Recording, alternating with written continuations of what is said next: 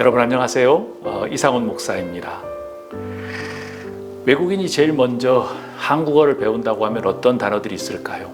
그 중에 단연 제일 빨리 배우는 것 중에 하나는 빨리빨리라는 단어죠. 부사입니다. 가톨릭 대학교 영문학교 교수였던 이창봉 교수는 이 빨리빨리는 불확정성 회피 성향 탓이라고 그렇게 말합니다. 그런 이유로 빨리 해결책을 찾으려고 하는 그 노력, 욕구가 강해서 당장 닥친 일을 신속하게 처리하는 그런 특유의 빨리빨리 문화가 우리 한국에 정착되었다고 말합니다. 그래서 인터넷의 속도가 빠르죠. 총알 배송 서비스 같은 것, 그리고 포장이사, 대리운전 등이 전형적인 예입니다. 친절함과 신속성이 요구되는 서비스업에서는 아주 탁월한 장점들이 있죠. 또 이창봉 교수는 외국의 교수의 비교 문화 지표 중에서 장기적인 안목 성향, 단기적인 안목 성향 지표를 이용해서 설명하고 있는데요. 한국인이 장기적인 안목 성향이 강하다고 말합니다. 빨리빨리 문화와 상충되는 것처럼 특징으로 보이지만 한국인이 먼 미래의 어떤 준비를 위해서 어려움을 인내로 그리고 인고로 잘 이겨낸다는 거예요. 가난했던 우리 부모님의 시대를 생각해 보면 그 말이 맞는 것 같습니다. 지금 보면 세계 속에서 한국이 잘 살고 있는 것을 보면 그렇죠. 한국 사람들이 빨리빨리 서두르는 면도 있지만 미래를 위해서 참고 견디는 그런 어떤 능력들, 그런 성향도 강하다는 것이죠. 빨리빨리의 문화정치학, 한국의 속도, 커뮤니케이션에 관한 연구 논문에서는 이 빨리빨리의 구조적인 동의를 이렇게 이야기합니다. 중앙집권주의, 일극주의, 그리고 군사주의, 수출주의, 평등주의, 각계약진주의 등을 예를 들고 있습니다. 중앙집권, 일극주의는 중심이 되는 세력 따위가 한쪽에 집중되는 경향을 말합니다. 그리고 군사주의는 엄격한 계급 사회가 있다는 것이죠. 상명하복이라는 조직 문화죠. 그리고 평등주의는 너가 하면 나도 한다. 왜? 나는 똑똑하니까. 한국 사람이 똑똑하잖아요. 그런 경향을 의미합니다. 요컨대 한국인의 빨리빨리 문화는 다양한 동인들을 통해서 형성이 되었고 그리고 민족성 중에 하나로 자리를 잡았습니다. 장단점이 아주 극명한 캐릭터죠. 그럼 이 빨리빨리 문화 속에서 우리의 교회, 여러분들의 신앙은 안전하십니까? 믿음의 시작이며 조상인 아브라함은 자신이 속한 지역의 문화를 어떤 시각으로 보았을까요? 1절 말씀, 아브라함은 이제 나이가 많은 노인이 되었다. 주께서는 아브라함이 하는 일마다 복을 주셨다. 지난 주일에 신앙의 버킷리스트가 있다면 이라는 제목으로 말씀을 나누었습니다. 오늘은 빨리빨리 문화 속에서 신앙은 이라는 제목으로 말씀을 나누려고 합니다. 다 함께 2절에서 4절 말씀을 읽도록 하겠습니다. 아브라함이 자기 집 모든 소유를 맡아보는 늙은 종에게 말하였다. 너의 손을 나의 다리 사이에 넣어라. 나는 네가 하늘의 하나님, 땅의 하나님이신 주를 두고서 맹세하기를 바란다.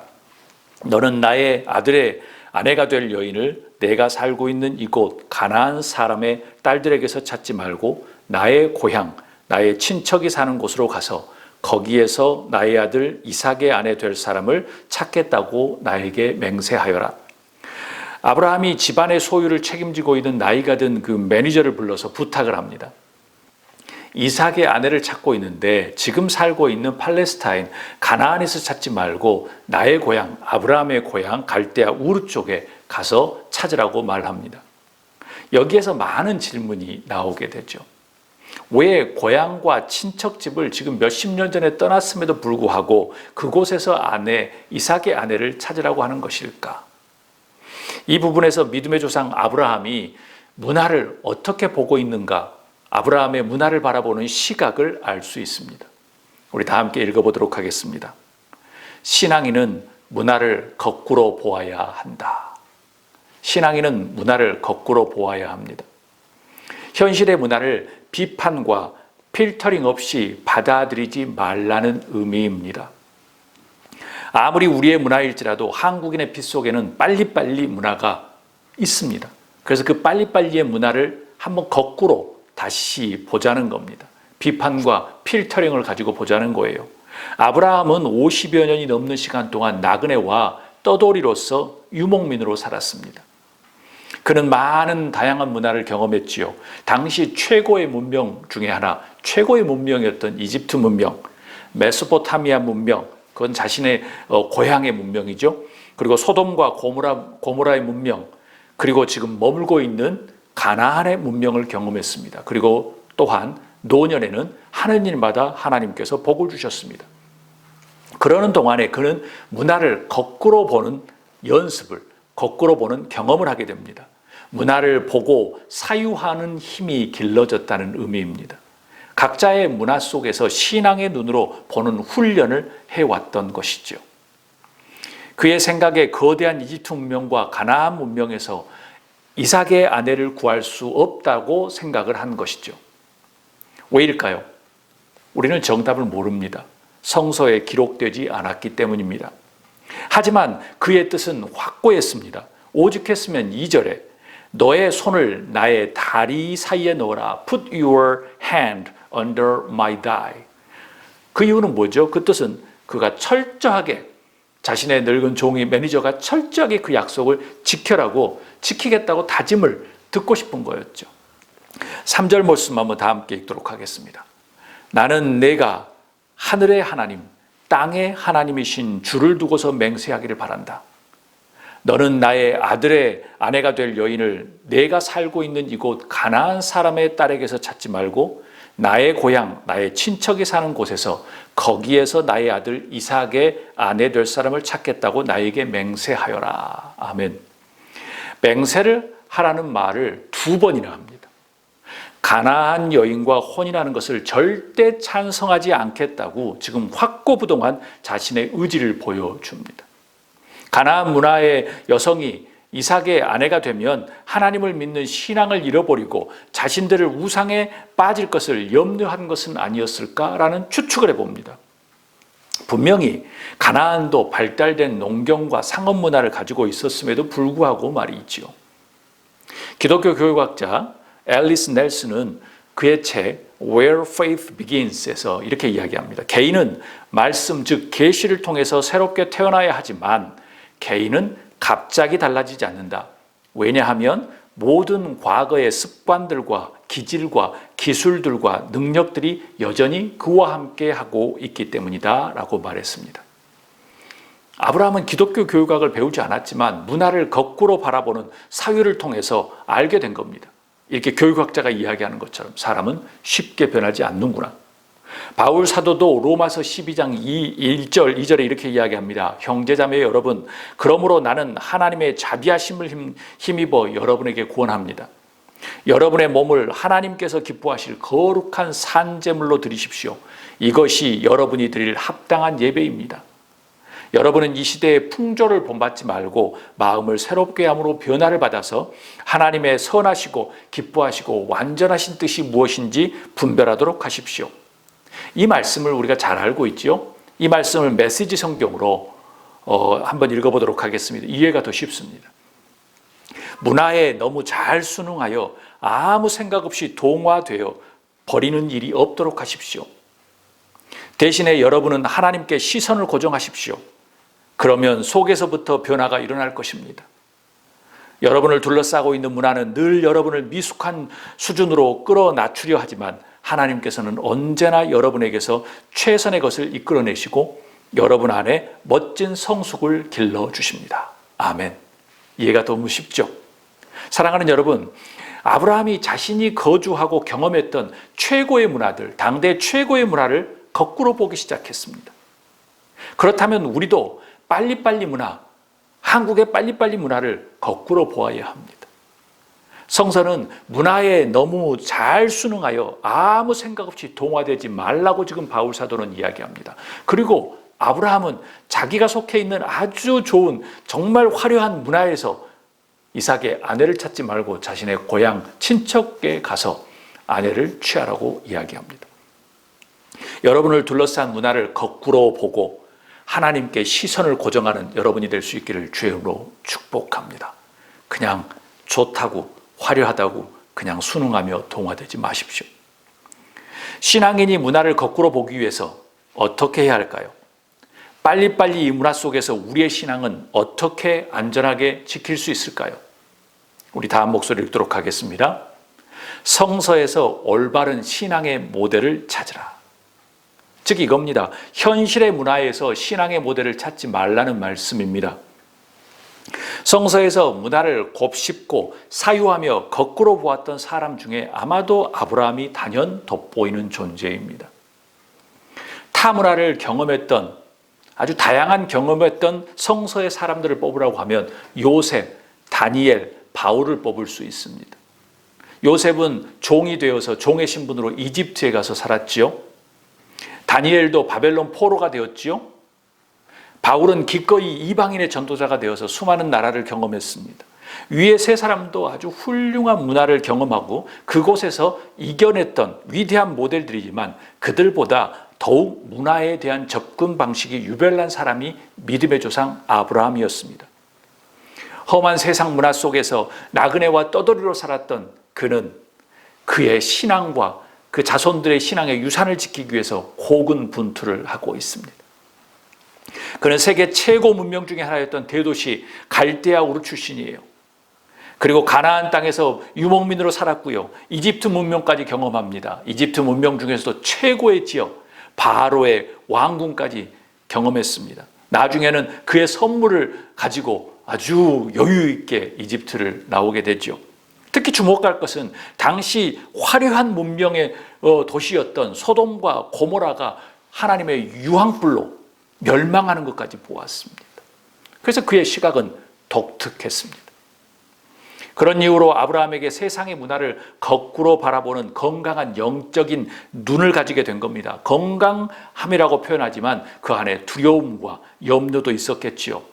여러분도 아브라함처럼 현실 문화에 순응하고 빠지지 않고 현실 문화를 곱씹어 보며 거꾸로 보며 구별하여 건강한 영적인 눈을 갈 수 있기를 주의 이름으로 축복합니다. 건강한 영적인 눈으로 하나님께 시선을 고정하고 이 문화를 바라보십시오.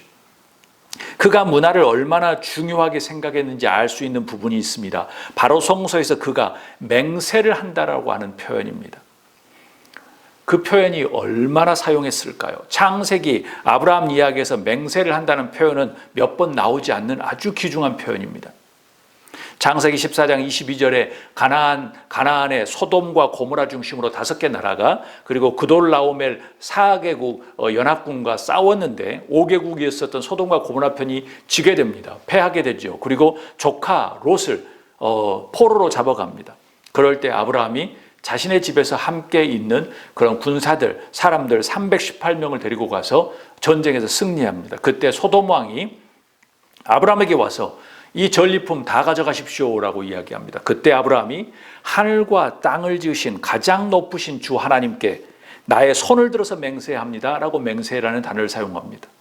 그리고 창세기 21장 23절에 아비멜렉 왕이 와서 아브라함과 평화협정을 맺자고 이야기합니다. 그 왕이 자신의 땅 사람들에게 친절을 베풀어 주십시오라고 사정을 하지요. 그때 24절에 아브라함이 맹세합니다라고 말합니다.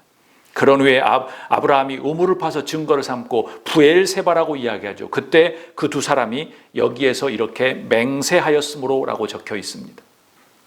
아브라함이 맹세라는 단어를 사용한 건 총 2번째입니다. 창세기 22장 16절, 그 전의 것은 다른 왕들에 대한 이야기고요. 아브라함이 사용한 건 2번째예요. 그것도 정확히 말하면 한 번입니다. 첫 번째는 창세기 22장 16절, 주의 천사가 2번째로 아브라함에게 나타나서 내가 친히 맹세한다. 내가 이렇게 너의 아들까지 너의 외아들까지 아끼지 아니하였으니 모리아산에서 이삭을 바치려고 할 때 주의 천사가 나타나서 친히 맹세한다라고 말하는 것. 그것이 처음입니다. 두 번째는 오늘 본문 창세기 24장에 나와요. 나이가 지극한 매니저에게 맹세하라. 맹세하라. 맹세하라.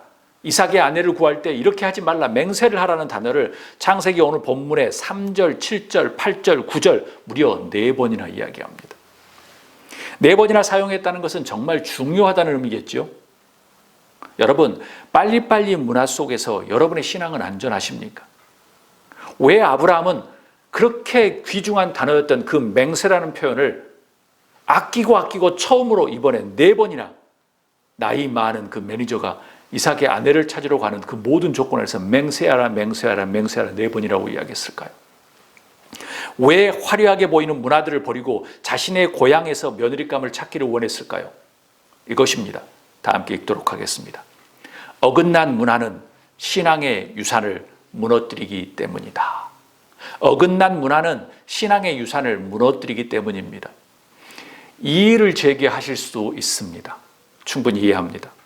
신앙이 잘못된 문화를 이겨내고 변화시킬 수 있기 때문에 그렇습니다. 맞습니다. 그런데요, 역사적으로 어긋난 문화가 신앙을 무너뜨리는 경우가 아주 많습니다. 문화가 잘못된 방향으로 나아가면 끝내 신앙이 힘을 잃어갑니다. 결국 망하게 되죠. 때로는 하나님의 뜻 안에서 순전한 신앙을 구별하기 위해서, 구루터기를 세우기 위해서 하나님께서 사용하시기도 합니다. 그렇지만 전체적으로 문화가 타락함과 함께 신앙도 쇠락의 길을 걷는 것이 역사적으로 수순입니다. 대한민국의 젊은 영혼들이 안타깝게 참사로 죽었습니다. 그들의 명복을 빌며 평생 눈물로 지새울 유가족들에게 조의를 표합니다. 한국은 빨리빨리 문화가 맞는 것 같습니다. 빨리빨리 상황을 은폐하고 빨리빨리 상황을 조작하고 빨리빨리 오리발을 내밀죠. 핑계대기 바쁩니다. 핑계대는데 빨리빨리죠. 누구 하나 책임지려고 하지 않습니다. 고 김수환 추기경이 오랫동안 내 탓이오라는 캠페인을 벌였지만 아직도 한국은 묘연합니다. 세월의 때도 이태원에서 있었던 이 참사도 답답하기 그지없습니다. 달라지고 있는 것일까요? 제발 달라지고 있다고 말씀해 주셨으면 좋겠습니다. 예전에 숨 막히는 현실을 보면서 어찌할 수 없음을 적은 시를 함께 나누고자 합니다. 제목은 숨 막힌다입니다. 숨 막힌다. 어찌 인간이 악할 수 있는가? 아니, 돈이 사람을 몰인정한 악마로 만든다. 어찌 인간이 잔인할 수 있는가? 아니, 권력이 사람을 눈먼 괴물로 만든다. 어찌 인간이 추악해질 수 있는가? 아니, 새치의 혀가 사람을 아나무인으로 만든다. 어찌 인간이 어두운 부정의 앞에 무너지는가? 아니, 미미한 욕심이 사람을 철면피 동물로 만든다. 어둠의 악마들이 들끓는 세상에서 숨 막힌다. 나도 악마가 되어가고 있는 것은 아닐까? 사뭇 두려운 나날을 보낸다. 숨 막힌다. 현실에 바뀌지 않는 문화들을 보면서 아브라함은 자신의 늙은 종에게 맹세하라고 강조합니다. 맹세하라고 재촉하는 것을 보면 정말 중요하다는 겁니다. 이 문화가 아니라는 거예요. 자신이 쌓고 지켜온 신앙의 유산이 한순간에 무너질 수 있기 때문에 그렇습니다. 그만큼 한 사람의 문화는 가문을 변화시킬 수도 있고 신앙의 유산을 망가뜨릴 수도 있다는 것이죠. 한 사람의 영향력이란 대단하다는 겁니다. 또 다르게 표현하면 한 사람의 영향력으로 많은 사람을 살릴 수도 있다는 말씀입니다. 이런 일들은 성서에 많이 등장합니다. 어긋난 문화가 신앙을 무너뜨린 예는 성서에 많이 등장해요. 대표적으로 다윗이 죽음을 무릅쓰고 세워놓았던 그 이스라엘 나라, 성전을 건축하려 했던 그 모든 것들까지도 아들 솔로몬이 이방 문화의 아내들을 들임으로써 성전이 타락하게 되죠. 우상으로 가득 차게 됩니다. 아버지 다윗 때문에 솔로몬을 살려놓긴 했지만 대가로 이스라엘이 남북으로 갈라지는 일이 벌어집니다. 사랑하는 여러분, 우리가 자녀들과 공동체의 문화를 쉽게 바꿀 수는 없습니다. 역사적인 흐름으로 바꿀 수는 없습니다. 그렇지만 눈물로 기도하며 하나님께 호소는 할 수 있습니다. 아브라함도 그런 사람이었어요. 아브라함도 완력을 써서 힘을 써서 바꾸려는 사람이 아니었어요. 희망을 가지십시오. 우리의 자녀와 공동체의 신앙의 유산이 잘 전수될 수 있도록 아브라함처럼 기도해야 합니다. 맹세하라 맹세하라고 절규하며 부탁하는 그 아브라함의 소리가 들리십니까? 다 함께 5절에서 7절 말씀을 읽도록 하겠습니다. 그 종이 아브라함에게 물었다. 며느님이 되실 여인이 저를 따라오지 않겠다고 거절하면 어떻게 해야 합니까? 제가 주인 어른이 아드님을 데리고 주인께서 나오신 그 고향으로 가야 합니까? 아브라함이 그에게 말하였다. 절대로 나의 아들을 그리로 데리고 가지 말아라. 주 하늘의 하나님이 나를 나의 아버지 집 내가 태어난 땅에서 떠나게 하시고 나에게 말씀하시며 나에게 맹세하여 이르시기를 내가 이 땅을 너의 씨에게 주겠다 하셨다. 그러니 주께서 천사를 너의 앞에 보내셔서 거기에서 내 아들의 아내 될 사람을 데려올 수 있도록 도와주실 것이다. 아멘. 나이 지극한 종이 여인이 따라오지 않으면 어떻게 해야 될 거예요? 라고 묻습니다. 아브라함이 이렇게 이야기하죠. 절대로 그렇더라도 절대로 이삭을 그쪽으로 데려가지 말라고 이야기하죠. 그런 후에 나이든 종을 위로하듯이 축복하듯이 말합니다. 주께서 천사를 너의 앞에 보내셔서 거기에서 내 아들의 아내 될 사람을 데려올 수 있도록 도와주실 것이다. 이 말씀을 통해서 알 수 있는 아브라함의 신앙은 무엇입니까? 빨리빨리 문화와 다른 점은 무엇일까요? 우리 다 한 목소리 읽어보도록 하겠습니다. 신앙은 앞서 보내신 분을 따르는 것이다. 신앙은 앞서 보내신 분을 따르는 것이에요. 빨리빨리 문화 속에서 우리는 예수님을 어떻게 이해하고 있습니까? 교회마다 전도, 선교, 교육, 예배 등등 성도님들을 정말 열심히 빨리빨리 문화 속에서 양육하려고 뭔가 교회에 성장시키려고 난리죠. 세상의 문화, 빨리빨리 문화 속에 교회도 계속 똑같은 문화 속에 있는 것 같습니다. 겉은 성서적이라고 말하지만 그 빨리빨리 문화가 교회에 자리하고 있습니다. 민족의 특성이 교회에 자리하고 있는 것이겠죠. 그럼 예수님은 어떨까요? 저의 설교 제목 중에 느림의 미학, 느리게 걷기에서 나누었듯이 예수님은 느리게 걸으신 분이었습니다. 예수님은 제자들을 부르실 때 빨리 하시지 않으셨습니다. 대신에 follow me, 나를 따라오거나 라고 말씀하셨어요. 앞서 가라고 하시지도 않고요. 늦게 간다고 독려하지도 않고 회초리를 때리며 성장하라고 성공하라고 열심히 하라고 빨리빨리 모이고 많이 모이라고 계속 모이라고 새벽에도 계속 주중에도 계속 집이 아니라 사회가 아니라 교회에 모이라고 그렇게 말씀하지 않으셨습니다. 빨리빨리 문화가 교회까지 점령하고 있을 때 저는 이렇게 느꼈습니다. 숨 막힌다. 정치도 그러는데 국가도 그러는데 교회까지 이러느냐. 세상과 교회가 똑같기 때문입니다. 그런데 예수님은 도리어 마태복음 11장 28절에 수고하고 무거운 짐진 자들아 다 내게로 오거라. 내가 너희를 쉬게 하겠다. 나는 마음이 온유하고 겸손하니 내 멍에를 메고 나에게 배우라. 그리하면 너희는 마음에 쉼을 얻을 것이다. 내 멍에는 편하고 내 짐은 가볍다라고 말씀하셨습니다. 저는 이 말씀을 들을 때마다 암송할 때마다 마음이 놓입니다. 그렇지, 예수님은 이런 분이셨지. 빨리빨리 문화 속에 있는 한국과 빨리빨리 문화 속에 점령되어 있는 교회, 성공, 성장을 외치는 곳이 아니라 예수님은 원래 이러신 분이었지. 마음이 온유하고 겸손하니 내 멍에를 메고 나한테 배우라. 그리하면 너희의 마음의 쉼을 얻을 것이다. 내 멍에는 편하고 내 짐은 가볍다. 내게로 오너라, 쉬어라 라고 말씀하십니다. 출애굽 당시 모세가 두려움에 떨고 있는 이스라엘에게 말하지요. 출애굽기 14장 13절에 이렇게 말합니다. 모세가 백성들에게 대답하였다. 두려워하지 말아라. 당신들은 가만히 있어서 주님께서 오늘 당신들을 어떻게 구원하시는지 지켜보기만 하라. 지켜보기만 하십시오. 당신들이 오늘 보는 이 이집트 사람들은 다시 볼 수 없을 것입니다. 주님께서 당신들을 구하러 주시려고 싸울 것이니 당신들은 진정하십시오 라고 말합니다. 하나님은 지켜보기만 하라고 하십니다. 자신이 직접 싸우신다고 말씀하십니다. 빨리 가서 총알바지가 되어라, 방패막이가 되라고 하지 않습니다.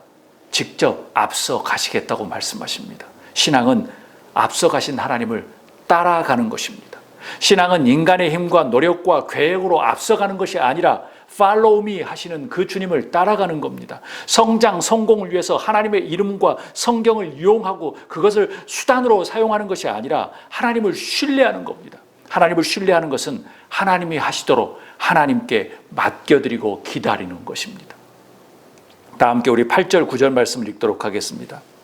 그 여인이 너를 따라오려고 하지 않으면 너는 나에게 한 이 맹세에서 풀려난다. 다만 나의 아들을 그리로 데리러 가지만은 말아라. 그래서 그 종은 손을 주인 아브라함의 다리 사이에서 넣고 그 일을 두고 그에게 맹세하였다. 이 말씀을 통해서 주시는 메시지는 무엇인가요? 신앙은 무엇인가요? 아브라함의 신앙은 빨리빨리였나요? 다 한 목소리 읽도록 하겠습니다. 신앙은 자신감이 아니라 하나님의 시간과 장소를 겸허하게 따르는 것이다. 신앙은 자신감이 아닙니다. 하나님의 시간과 장소를 겸허히 받아들이고 따르는 거예요. 빨리빨리 문화 속에서 신앙이 좋다고 자부하는 사람들, 칭찬하고 박수받고 그냥 그런 사람들은 부자들이 많습니다. 돈을 많이 벌거나 많이 배웠거나 자신감이 넘쳐야 한다고 이야기합니다. 왜? 하나님을 믿으니 자신감이 넘쳐야 한다고 이야기하죠. 세상에서 부자가 되고 유명해지면 신앙이 좋은 것인가요? 자신감이 넘치는 것이 신앙일까요? 예수님은 땀방울이 핏방울이 될 정도로 십자가 지는 것이 너무나도 힘드신 분이셨습니다. 주님 제발 이것을 옮겨주십시오라고 이야기해요. 주님 뜻이여거든 어쩔 수 없습니다만은 옮겨주시면 좋겠습니다. 바울이 자신감이 넘쳤던 당시에는 예수님을 핍박하고 교회를 망가뜨리는 사람이었지요. 성격이 급해 빨리빨리였던 베드로는 예수님을 만난 뒤에 사람이 바뀌었습니다. 아브라함은 주께서 천사를 너의 앞에 보내셔서라고 축복하며 기도했지만 그 여인이 너를 따라오려고 하지 않으면이라고 말합니다. 그는 자신감 넘치게 자신의 신념을 신앙이라고 하지 않았습니다. 하나님의 뜻이 아니면 그곳에서 며느리감을 찾을 수 없을 것이다. 실패할 수 있다고 인정한 겁니다. 그러면 너는 너의 임무를 다한 것이다.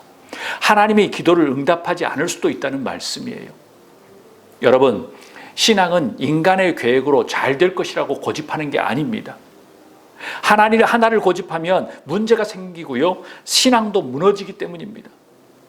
인간의 생각이 꼭 하나님과 일치하지 않을 수 있다는 것을 알고 있는 거예요. 그게 신앙입니다. 말씀 마치려고 합니다. 빨리빨리 문화 속에서 여러분의 신앙은 안녕하십니까? 혹시 성서적이고 신앙적이라고 말하지만 참된 신앙과 거리가 먼 혹시 무당과 점쟁이와 같은 샤머니즘과 불교적인 것과 유교적인 것 그리고 한국의 빨리빨리 문화 성공해야 된다, 열심히 해야 된다, 머리 똑똑하게 정말 잠을 자지 않고 열심히 해야 된다 그런 문화들과 결합된 모양만 크리스천은 아닌가 한번 생각해 봅니다. 사유해 보아야 합니다. 신앙을 무너지게 하는 어긋난 문화를 거꾸로 서서 거꾸로 보고 그것을 버티고 서서 거슬러 올라가는 여러분이 될 수 있기를 주의 이름으로 축복합니다. 아브라함처럼 말입니다. 아멘.